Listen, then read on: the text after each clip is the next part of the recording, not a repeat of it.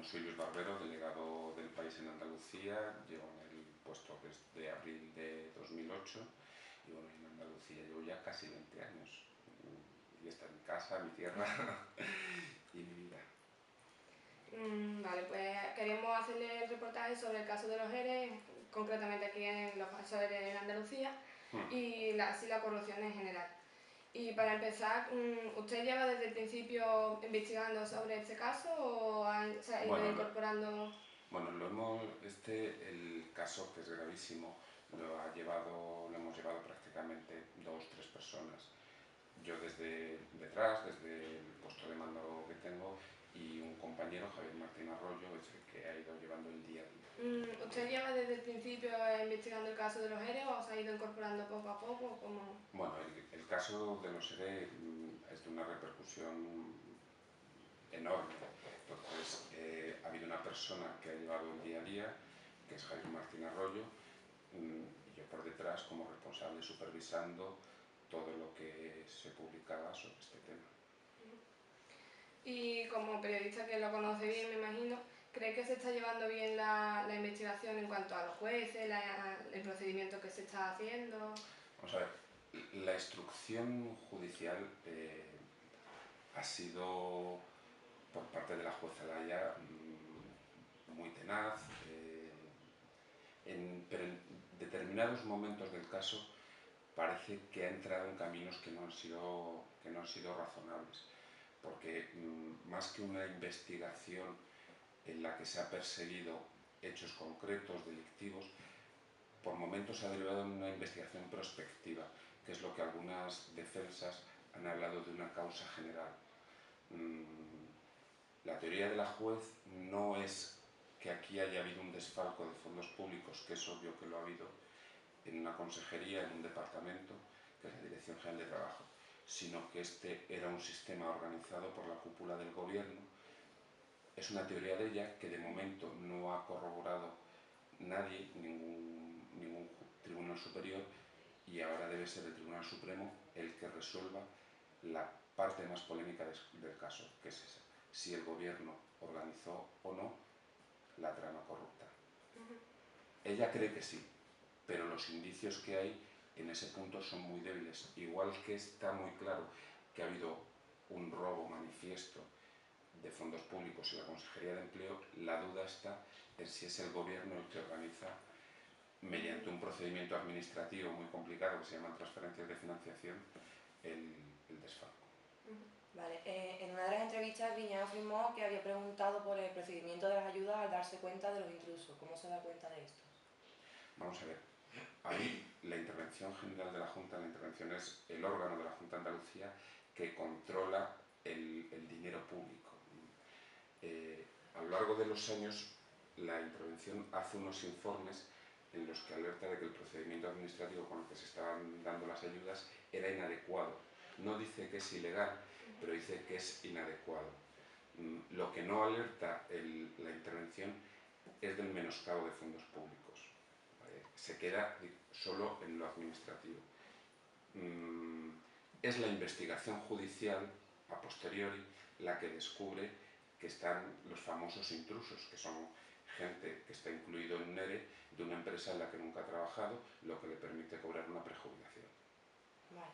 Y en el momento de la retirada de Griñán de la presidencia, ¿nadie se pregunta por los motivos que tuvo tanta prisa por dejar el cargo? Bueno, eso nos lo preguntamos todos. Y una de las... sospechosa. Claro, eso nos lo preguntamos todos, ¿no? Ahí influyen varios factores en la decisión de Griñán. El primero, sin duda, es el caso de los ERE. La presión mediática, psicológica que sufrió por la investigación judicial le hizo tirar la toalla, ¿no? Y luego él pertenece a la generación que hizo la transición y se estaba dando cuenta, estamos hablando de 2013, estamos hablando de junio, julio de 2013, él entiende que su tiempo ha pasado y que es el momento de dar tiempo, de dar el cambio, de hacer el relevo generacional. Por eso apuesta por una persona que en aquel momento no tenía ni 40 años, que era Susana Díaz. O sea, es una mezcla de los dos factores, no hay una causa que tú digas que es determinante. Ahora bien, sin duda, el caso de los ERE tuvo un papel decisivo en la decisión de Griñán de renunciar.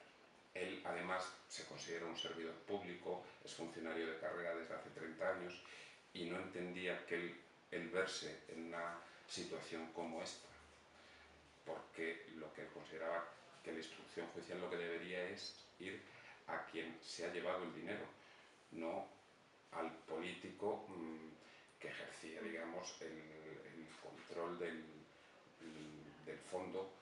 Bueno, en este caso él ni siquiera ejercía el control del fondo, él solo tenía el presupuesto de la Junta de Andalucía y la responsabilidad del consejero de Hacienda es sobre los ingresos, pero no sobre los gastos. Y parecía que en la entrevista que usted le hizo a Griñán y Chávez, parecía que al hacer referencia al uno y al otro, parecía que tenían una amistad más allá de la laboral, y eso parece un poco sospechoso y extraño siendo de un partido político. Pero amigos de verdad. La política es un oficio muy cruel. Griñán toma la presidencia de la Junta por decisión de Chávez, cuando Chávez deja la Junta de Andalucía, decide que sea una persona de su confianza, un amigo además, quien le suceda. La crisis inicial entre ellos dos se produce porque Chávez deja la presidencia de la Junta, pero no el mando en el PSOE andaluz. Y empieza un periodo de bicefalia, y la bicefalia es mortal para los partidos políticos. En política solo puede haber un líder, no puede haber dos. Y ahí empiezan las diferencias entre los dos. Y a continuación, el detonante definitivo es el caso ERE. ¿Por qué? Porque Griñán no se siente vinculado a todo lo ocurrido con este caso de corrupción y toma decisiones como enviar toda la documentación que la juez le pide, sin dudarlo. Los datos que tiene la administración los denuncia ante la juez, y Chávez y su equipo consideran que Griñán no está protegiendo la memoria de su gestión de 20 años. Y por su parte, Griñán y su equipo piensan que la administración anterior les ha dejado una herencia envenenada que políticamente les está desgastando a ellos. Esas dos razones, la bicefalia en el PSOE y el caso de los ERE, son las causantes de la ruptura de la relación entre ellos dos. Claro. Y ya en cuanto al aforamiento que tienen los políticos, ¿no cree que se están aprovechando de ese prestigio, de ese privilegio que tienen para aprovecharse en casos como estos de corrupción y del caso de los ERE? Porque ahora, si están siendo preimputados, puede que eso no llegue a ningún lado por ser aforados. Bueno, vamos a ver. Estamos hablando del aforamiento, que con el tiempo se ha convertido en un privilegio, pero el origen del aforamiento no es precisamente el de un privilegio. Un aforado, al final, es juzgado por el tribunal que tiene jurisdicción sobre él. Y no tiene por qué tener un trato privilegiado cuando llegue al Supremo. Los jueces del Supremo, estamos hablando de la cúpula judicial. Cuando empiece la investigación, el juez Barreiro, que es el instructor del caso de los ERE, verá si han cometido delitos, si cree que hay indicios de delito en los aforados. Es más, cualquier persona, cualquier ciudadano juzgado por un tribunal o investigado por un juez de instrucción ordinario tiene dos instancias para recurrir. El aforado simplemente tiene una, que es el Tribunal Supremo, o en el caso de los diputados autonómicos, el Tribunal Superior de Andalucía. La inmunidad del político en decisiones políticas, que no es inmunidad, sino que es una protección, entre otras cosas, para que no se presenten denuncias de forma gratuita o falsas, es una figura que hay que repensar, y que quizá es excesivo el número de aforados que hay, pero como concepto es una idea que debe estar en nuestro ordenamiento jurídico, sin duda. Sí, pero la jueza al entregar el informe en el que decía que a los imputados se presentaban voluntariamente y nadie se presentó, era obvio que eso no lo iban a hacer porque era como ir a decirles que venga, si yo he sido el culpable. Eso no Claro, iba a pasar. es que es uno de los aspectos de la instrucción que son discutibles. Un juez de instrucción ordinario, cuando ve indicios de delito contra un aforado, lo que tiene que hacer automáticamente es enviar los indicios que ve a un tribunal superior. En este caso, como son aforados en Cortes, lo tiene que enviar al Tribunal Supremo. Y ahí hubo un periodo de incertidumbre en el que la juez retuvo la causa pese a que todo el mundo sabía que ya tenía indicios. Y fue la propia Fiscalía Anticorrupción y la Audiencia de Sevilla la que le dijeron en varias ocasiones que debía elevar cuanto antes la causa al Tribunal Supremo, porque se podía estar quebrando principios constitucionales de los aforados, como el derecho a la tutela judicial efectiva. ¿Qué dice sobre la labor de la jueza Araya? ¿Usted cree que debería acelerar el...? Es un personaje discutido y admirado, casi a partes iguales. Es admirada por una buena parte de la ciudadanía, que considera que su labor contra la corrupción está siendo impecable, y es cierto que ha sido muy tenaz en los casos de corrupción, pero muchas de sus decisiones procesalmente son discutibles, como por ejemplo el señalamiento de los aforados. Si usted ve indicio contra los aforados, automáticamente tiene que elevar esa cosa al Tribunal Supremo. Y desde su punto de vista, ¿no piensa que 3 años de investigación es demasiado tiempo para un caso como los ERE? Vamos a ver. Debido a la importancia, ¿no? Sí, no, porque además el hecho de la imputación, que la imputación no es más que una garantía procesal, que significa que tú vas ante un juez con un abogado para ejercer tu derecho de defensa, con el tiempo se ha pervertido y la imputación ahora mismo es sinónimo casi de culpabilidad. En eso tienen culpa los jueces, los periodistas, los fiscales, los abogados, todos los que formamos parte del debate público a diario. Pero varias veces, en diferentes fuentes ha salido de que han intentado destituir a la jueza como del caso de los ERE. ¿Por qué ha sido ese...? Destituir. Digamos, cambiar de juez y Bueno, dejar no, el caso eso a ha otro... sido en el caso de los cursos de formación. Es cierto que Alaya... Están vinculados Claro, a... bueno, la juez sostiene que los cursos de formación son una parte derivada de los ERE. Ahí hay elementos de discusión porque en la declaración del principal testigo en el caso de los cursos de formación dijo que él se fue directamente al juzgado de Alaya a presentar la denuncia y que allí la remitieron a la Guardia Civil y luego la Guardia Civil le envió el testimonio. Eso para algunos juristas rompe el principio del juez natural. O sea, un ciudadano no puede elegir el juez que quiere que investigue su caso. Y la juez sostiene que en realidad el caso de la formación se deriva de una parte del caso de los ERE. Y que por lo tanto ella era la que tenía que Claro, llevar. entonces hay algunas defensas y alguna acusación, como es la que ejerce la Junta de Andalucía en el curso de formación, piensan que se ha quebrado el principio del juez natural y que debería ser otro juez el que resolviese el caso de los cursos de formación. Pero volviendo a lo de Alaya, entonces, es cierto lo que insisto, la tenacidad de ella en descubrir las irregularidades. Y luego, también dentro del mundo judicial tiene sus detractores por eso, por algunas de las decisiones que toma que pueden ser más que discutibles. Y los motivos exactos de ese choque entre la jueza Alaya y la Fiscalía Anticorrupción, ¿cuáles son?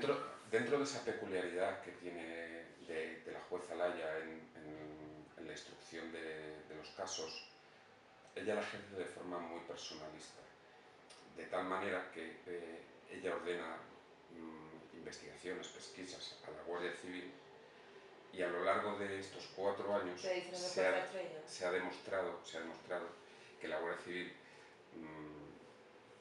le ha pasado documentación a ella que ella ha guardado, no ha incorporado a la causa y que después se ha sabido. Y la Fiscalía Anticorrupción en algún escrito ha insinuado que la jueza Alaya ha ocultado pruebas o testimonios. Hubo un momento en una declaración judicial de un interventor que le preguntó por un tema que no estaba incorporado a la causa, y el tema procedía de una declaración de un interventor ante la Guardia Civil. Eso es una irregularidad procesal.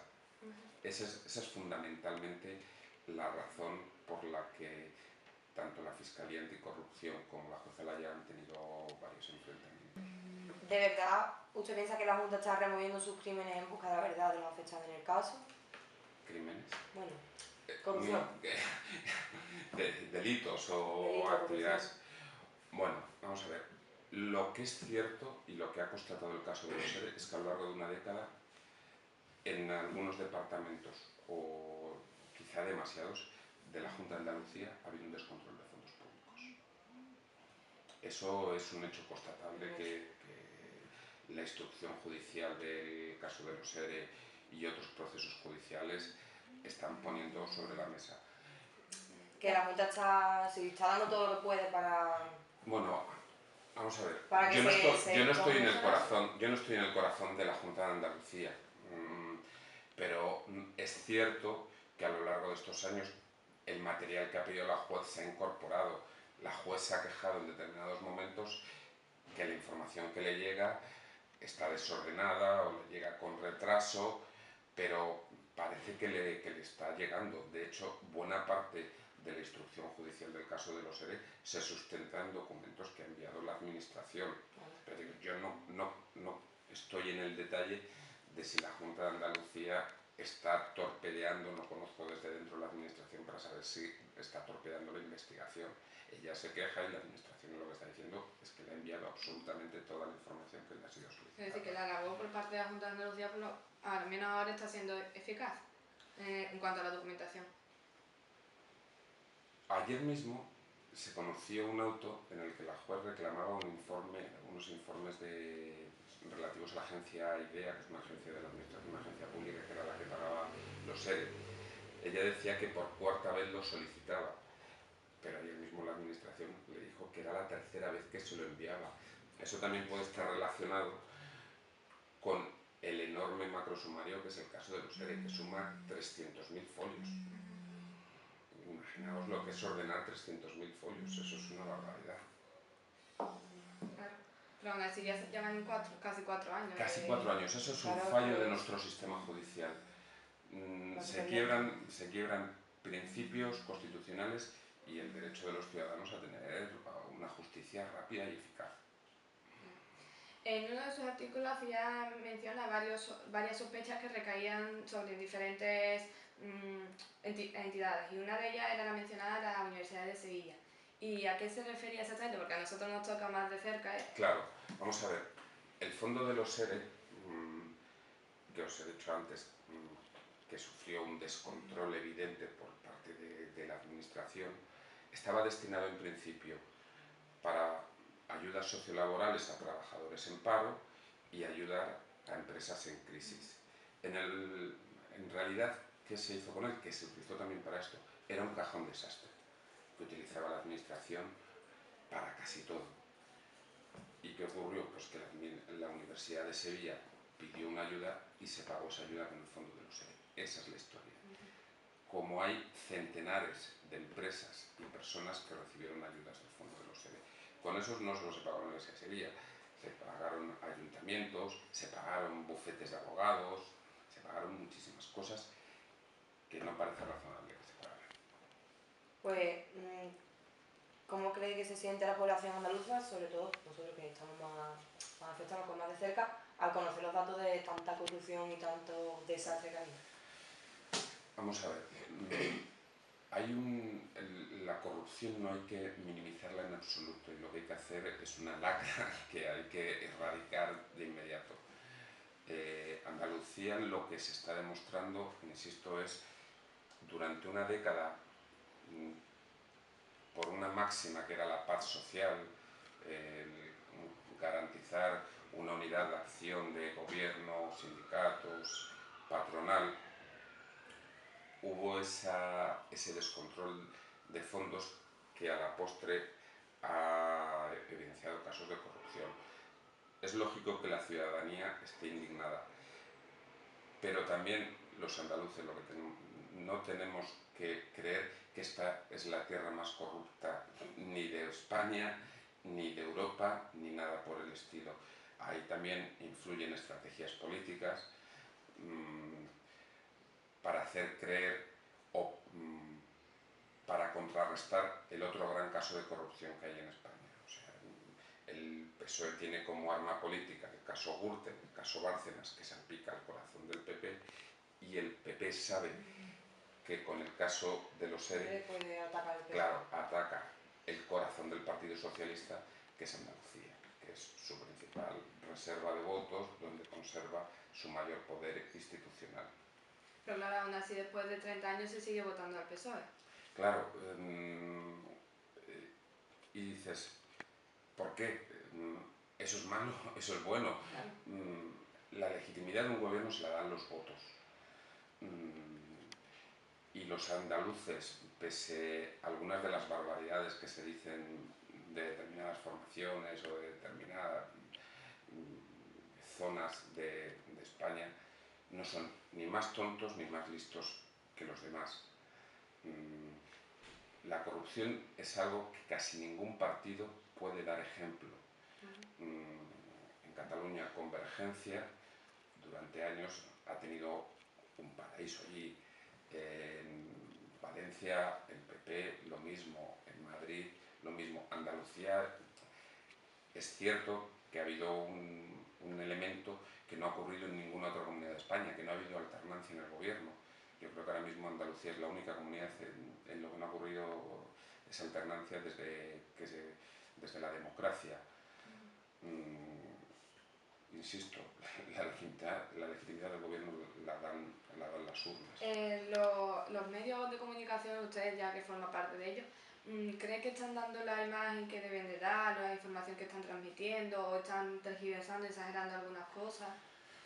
Vamos a ver, la corrupción es un fenómeno transversal, no solo en la política, sino en la sociedad española. Tenemos la tradición desde Rinconete y Cortadillo. Los medios de comunicación a veces nos ha faltado sensatez y rigor para abordar no solo los casos de corrupción, sino el día a día. A veces se practica un periodismo de trincheras que nos nubla la vista y que hace que seamos incapaces en determinados momentos de actuar con rigor. Y en cuanto ya fuera del país, los demás medios, tanto más de derecha como más de izquierda, ¿qué opinas sobre ello?